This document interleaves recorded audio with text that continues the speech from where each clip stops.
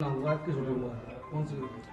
ये होटल सौमेंद्र है, थाना सारनाथ अंतर्गत। यहाँ पे हमें सूचना मिली कि एक महिला ने यहाँ पे रूम नंबर 105 में फांसी लगा ली है। फांसी लगाकर आत्महत्या की सूचना मिली। इस पर फील्ड यूनिट को बुलाया गया और सभी लोग यहाँ पहुँचे तो सभी साक्ष्य संकलित किए गए यहाँ से। प्रथम दृष्टया मामला जो है आत्महत्या का ही प्रतीत होता है। इसमें आकांक्षा दुबे यहाँ पर रुकी हुई थी, जो भोजपुरी फिल्मों में काम करती हैं और मूल रूप से चौरी भदोही की रहने वाली हैं और काफ़ी समय से महाराष्ट्र में इनका परिवार रहता है। तो सभी परिजनों को सूचना दी गई है, वो आ रहे हैं और अग्रिम विधिक कार्रवाई इसमें की जा रही है। कोई सुसाइड नोट वगैरह मिला है? कोई सुसाइड नोट बरामद अभी नहीं हुआ है इसमें। यहाँ पर कितने दिन से रुकी थी?